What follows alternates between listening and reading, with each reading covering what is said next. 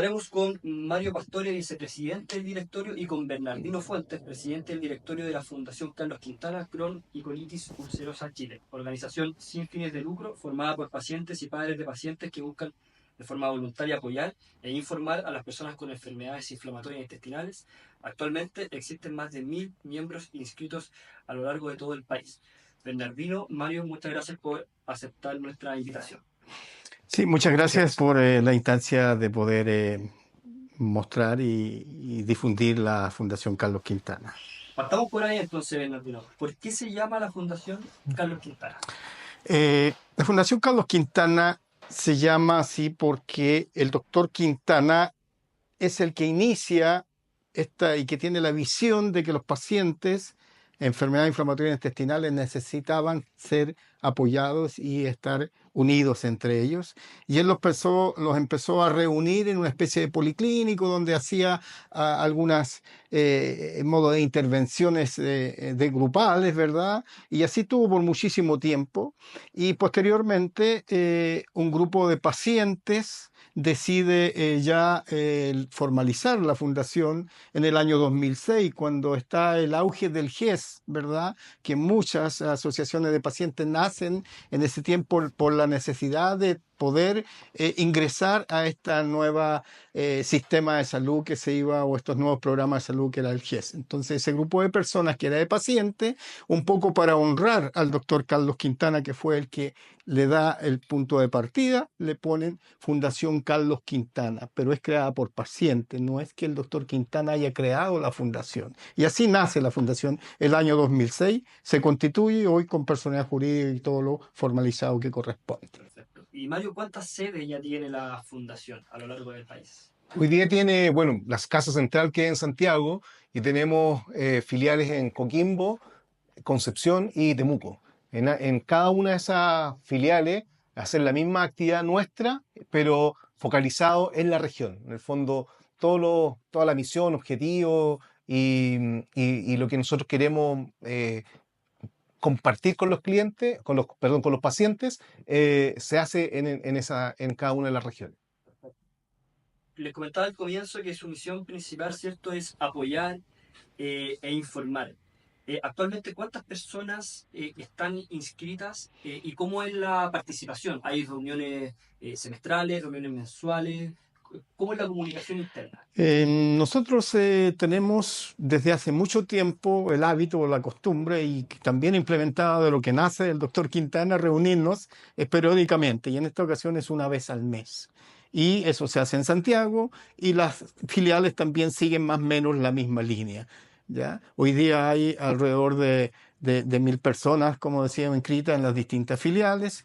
Y lo principal es acompañar a los pacientes, que estas pacientes puedan conversar entre ellos y sacar de sus experiencias un poco la sanación de la conversación, que suma muchísima mejoría. Cuando dos personas conversan y se entienden, se siente un alivio, que no hay una soledad, y eso va en pos de la recuperación de los pacientes también. Perfecto. Y con respecto al financiamiento, si bien sabemos que una organización sin fines de lucro se necesitan recursos, ¿cierto, Mario?, para poder crear todos los eventos, ¿cierto?, las comunicaciones. ¿Cómo se financia la fundación? Bueno, nosotros, el financiamiento nuestro es a través de los aportes de los mismos pacientes que pagan una cuota mensual, que es bajita, y con eso en el fondo operamos desde el punto de vista de la logística operativa de la fundación, y todo lo que tiene que ver con charla, todo lo que tiene que ver con especialistas que nos van a dar charla a la fundación, siempre son gratuitas, ¿ya? Y cuando tenemos alguna actividad mayor, esa la tratamos, buscamos financiamiento específicamente para esa actividad, ¿ya? Nosotros no tenemos financiamiento del Estado, no recibimos dinero público, no recibimos dinero de la empresa. Básicamente somos una organización de pacientes bastante austera, pero somos bastante ordenados para poder administrar ese poco recurso que tenemos. Perfecto. Con respecto a los miembros, ellos pueden ir a solicitar ayuda a ustedes. Esa ayuda, si bien es informar primero que todo, ¿qué otro tipo de ayudas pueden acceder los pacientes de la fundación? Como dije, la principal ayuda es reunir a los pacientes para que se acompañen. La misión de la fundación es acompañar a los pacientes con enfermedades inflamatorias intestinales, ¿ya?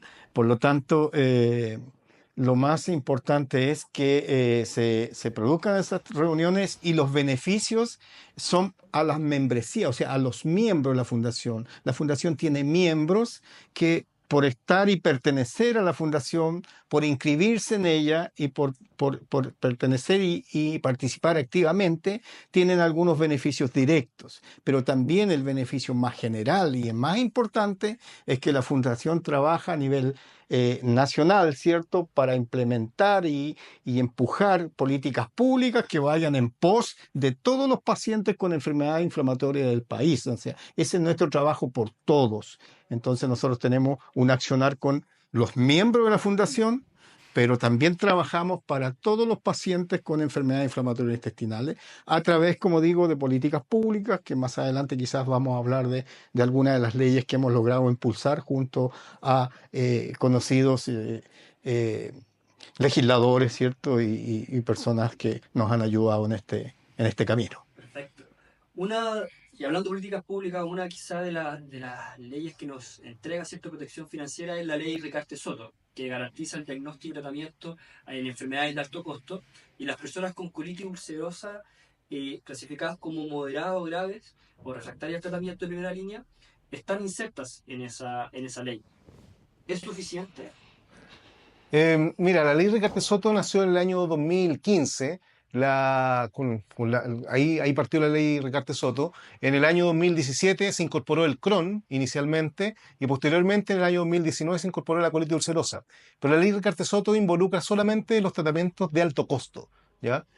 Por ejemplo, cuando hablábamos de la pirámide, nosotros tenemos mesalazina, inmunosupresores y recién ahí pasamos a los tratamientos biológicos que son los de alto costo. O sea, la ley Ricardo Soto no incorpora mesalazina y no incorpora tampoco inmunosupresores, que también son de alto valor, a pesar de que son bastante menores que los otros, pero también son de alto valor.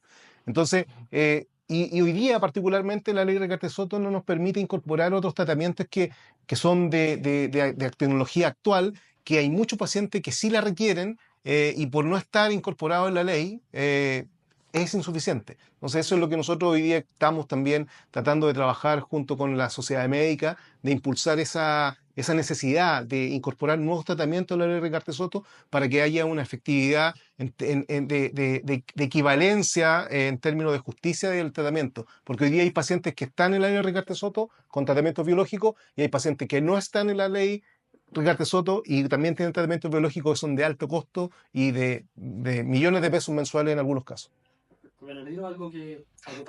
Sí, son justamente los tratamientos de más avanzada, ya de segunda línea, los que se requieren para cuando los tratamientos que ya tenemos, porque nosotros tenemos un par de tratamientos, como tú lo mencionas, en la Ricardo Soto, pero esos tratamientos van disminuyendo su efectividad en el tiempo, o hay pacientes, niños, adultos a veces, de que esos tratamientos que tenemos cubiertos por la Ricardo Soto no funcionan y hay que pasar a los tratamientos de segunda línea biológica y que no los tenemos disponibles. Y eso es y será nuestra lucha de aquí en adelante, indudablemente.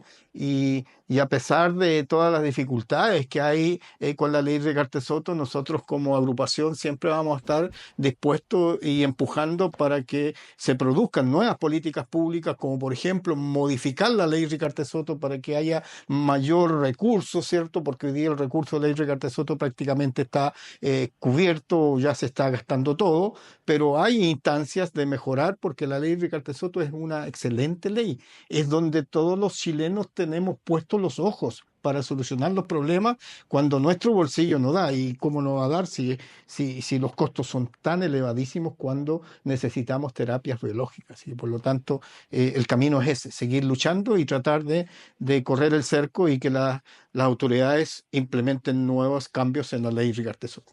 Correcto.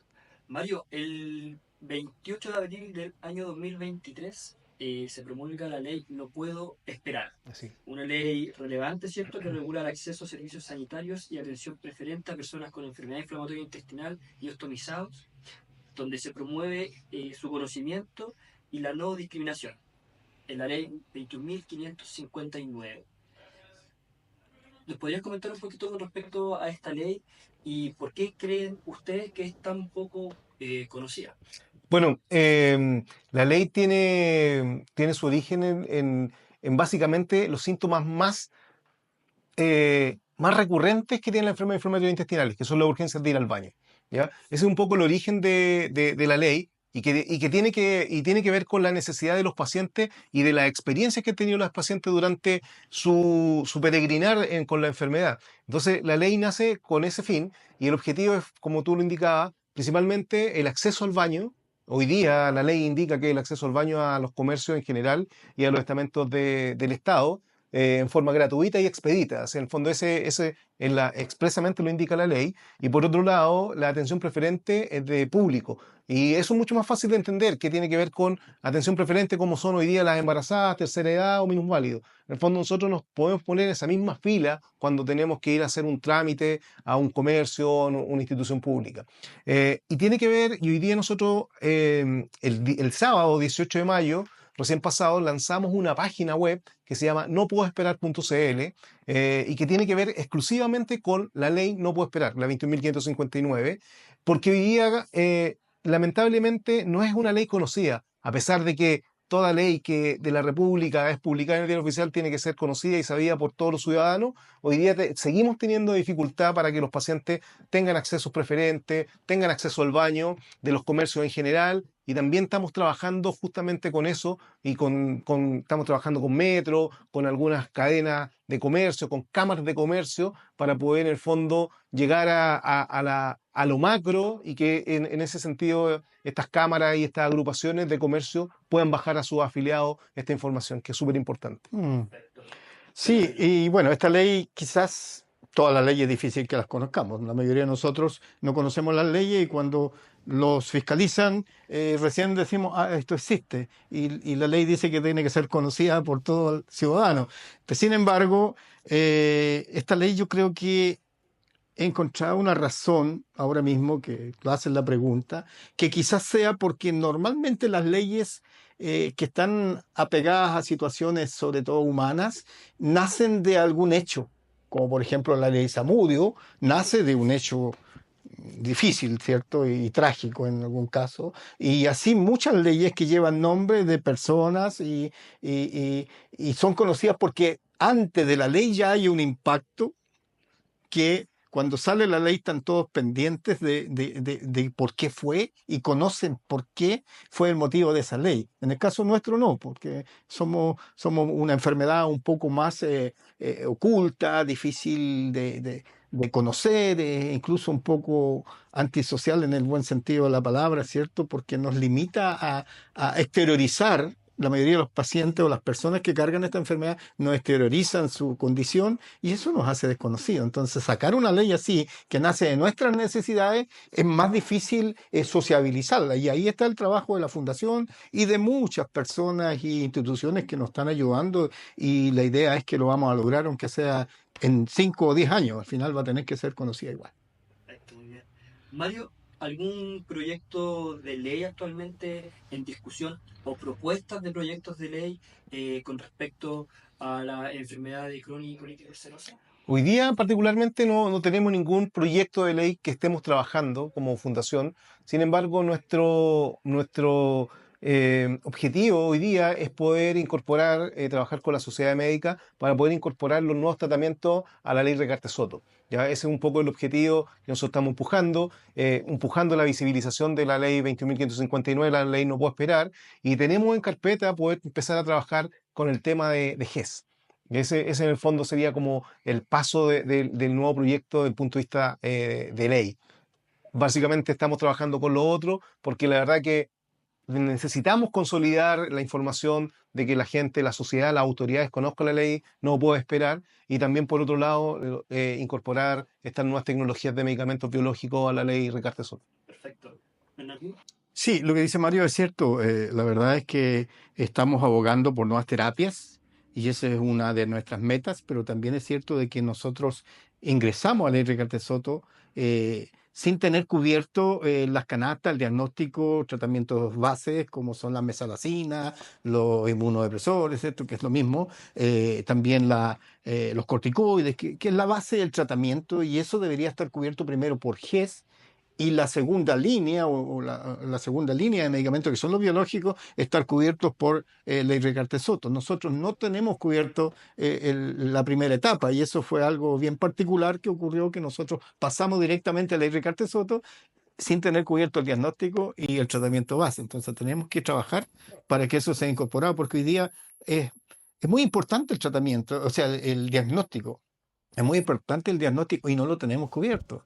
Y después la primera línea de medicamentos tampoco. Entonces a veces realmente el 90% de la población que tiene enfermedades inflamatorias intestinales necesita tratamientos que no son de alto costo, y eso los tienen que asumir de su bolsillo o esperar que cada uno de los hospitales los compre, porque aquí los hospitales, tú sabes, que deciden a quién comprarle y a quién no comprarle, y no es una política pública nacional, que es cuando el GES aplica, que tiene que ser para todas las personas en forma universal.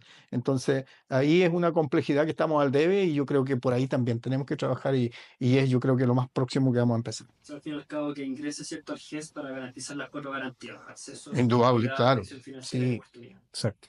Analizando la página web que ustedes tienen, hay una pestaña, ¿cierto?, que se llama Este es mi dragón, que al fin y al cabo es como una especie de metáfora, ¿cierto?, con respecto a que todos tenemos un dragón interno que debemos cuidar y conocer. ¿Nos podrías explicar un poquito cómo surge esta metáfora y a qué hace alusión principalmente?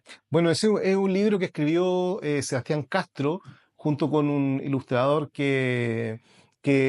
bueno, Sebastián Castro es paciente y miembro de la fundación. Él dibujó ese cuento como una fábula. eh, y el origen tiene que ver, es un origen bien particular, porque el creador de la película Aliens, es muy conocida, él tenía Crohn. Entonces él en su película trató de emular este dragón, esta bestia que le sale del intestino y que es muy feo. Entonces Sebastián tomó esa idea. Después Sebastián tiene que ver, le gustan mucho todos los temas de películas, vio Juego de Tronos, vio que había un símbolo de dragón. Entonces como que armonizó esa bestia y la transformó en un pequeño dragón, y que emula ese concepto de esa fiera que uno tiene en el intestino, y que cuando está enojada es feroz y que te puede hacer mucho daño, pero cuando está en calma es una mascota súper tierna y súper amigable. Entonces, ese es un poco el origen del cuento. Así nació. Esa es la génesis del libro este Mi Dragón, que hoy día es de unos logros nuestros como fundación, porque se ha traducido a distintos idiomas, al español, al inglés. Casi todas las fundaciones o organizaciones de pacientes de enfermedad inflamatoria de Latinoamérica tienen ese cuento, lo tienen, lo hemos compartido, y da mucho sentido a las formas simples de saber qué es una enfermedad inflamatoria intestinal. Entonces ese es un poco el origen del concepto del dragón. sí. Bueno, ya los pacientes con enfermedad inflamatoria intestinal en Latinoamérica se identifican con este pequeño dragón, que no es otra cosa que la enfermedad, ¿cierto? Que está dentro de todas las personas que tienen una enfermedad inflamatoria intestinal. Este pequeño ente que hay ahí, ¿cierto? De que a veces nos araña, nos rajuña, pero también es cierto que tiene un fuego muy potente, un fuego interno que nos hace luchar contra la adversidad, y nos puede convertir también en un maestro de dragón cuando nosotros domesticamos la enfermedad, domesticamos ese pequeño dragón, y se transforma en una mascota, como decía Mario. Entonces, es muy simbólico, y qué bueno que existe, porque nos identifica tremendamente, y es bueno tenerlo, porque nos aliviana un poco la carga de la enfermedad. O sea, mi dragón está, entonces tú como que le das cierto sentido lúdico también a la enfermedad, y sobre todo en los niños, que es tan importante. Para ir finalizando, Mario, ¿cuál sería el principal desafío social y, o cultural, ¿cierto?, para poder visibilizar la enfermedad de Crohn y colitis ulcerosa?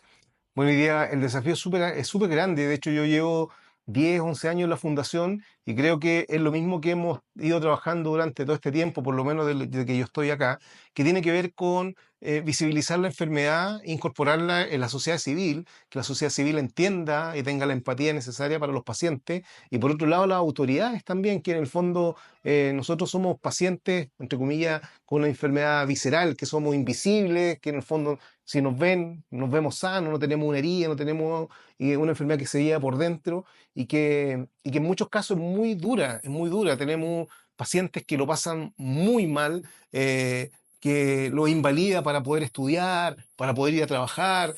Yo conozco casos de profesores que tuvieron que dejar de ser profesores porque la enfermedad no les permitía tener esa condición, porque obviamente tenías que estar en una sala, tenías que estar en un tiempo determinado, no podías ir al baño cuando te daban los síntomas, entonces era incompatible. De hecho, hay mucha gente que partió con una profesión y tuvieron que cambiar su profesión dado la condición de salud que se les fue empeorando.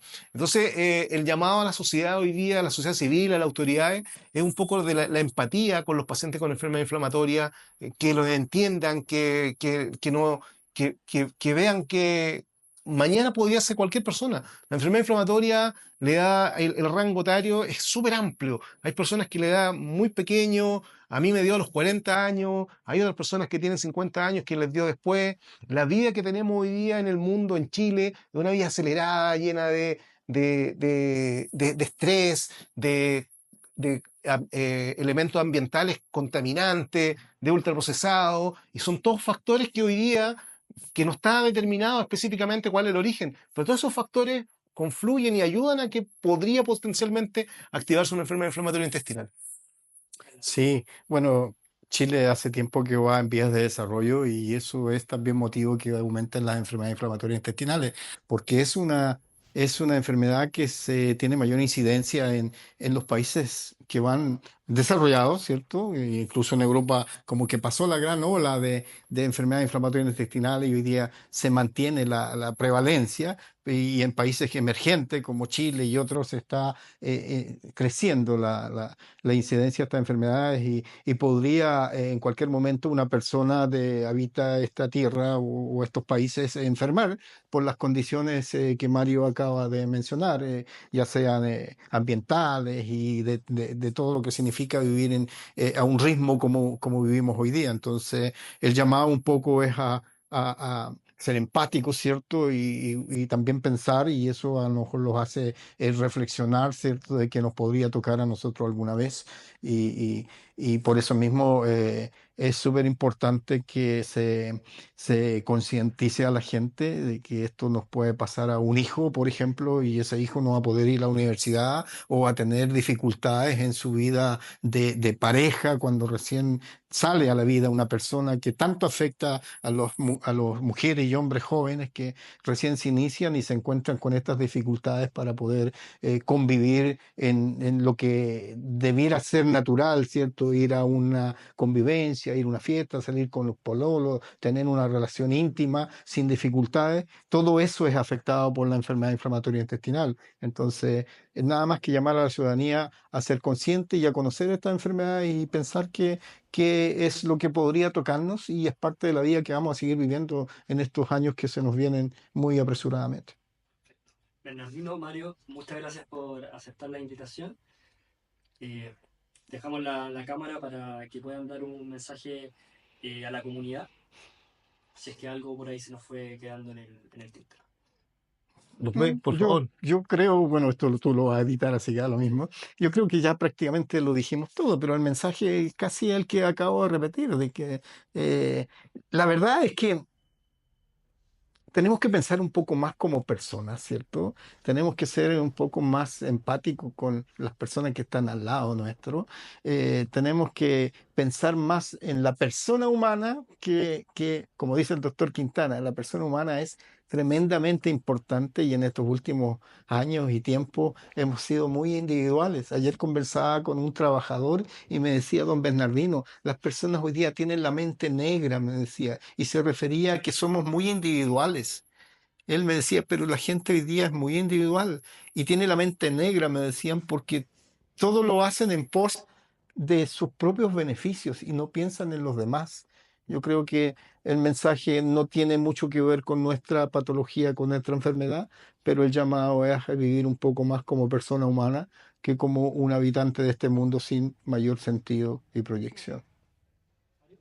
Yo le quisiera dar un mensaje, bueno, primero a los pacientes que hoy día están diagnosticados con enfermedad inflamatoria intestinal y que los que están recientemente diagnosticados, que no se angustien, porque la verdad que esto es posible sacarlo adelante, aun cuando lleguemos a un proceso de remisión, posteriormente hay que seguir con el tratamiento, no hay que abandonar el tratamiento, hay que seguir con su médico tratante, hay que acompañarse, hay que informarse, educarse mucho de la enfermedad. Esto tiene unos matices tremendamente gigantes entre un paciente y otro. O sea, en el fondo yo puedo tener enfermedad, puedo juntar a 10 pacientes con colitis ulcerosa y 10 pacientes con Crohn y cada uno de ellos tiene una forma de vida distinta, un tratamiento farmacológico distinto y cada uno es un mundo aparte.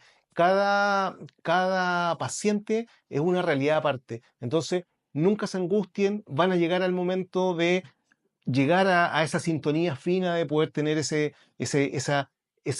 tratamiento adecuado, esa vía normal y sigan para adelante, no se angustien. Está la Fundación Carlos Quintana para apoyarlo, están los pacientes que conforman la fundación, así que de verdad sigan adelante sin miedo, sin temor, con alegría y normalicen sus vidas. Es importante la enfermedad, pero es más importante la persona que tiene la enfermedad. Esa es una tremenda frase que nace de alguien hace muchos años en la fundación y también ha sido como nuestro, nuestro no emblema, Como un lema. sí, con nuestro lema, ¿cierto? Para poder seguir adelante. Y más temprano que tarde esta enfermedad, como todas las enfermedades inmunológicas, van a tener solución. O sea, hay una esperanza todavía de que se pueda descubrir de dónde nacen esta enfermedad y cuáles son las razones, y cuando se descubran, lo más probable es que se encuentre el tratamiento. Entonces, hay que ser positivo y como dice Mario, con ese tremendo mensaje que dice no desfallecer. Wow. Muchas gracias, Bernardino, muchas gracias, Mm. Mario. Gracias, Enrique.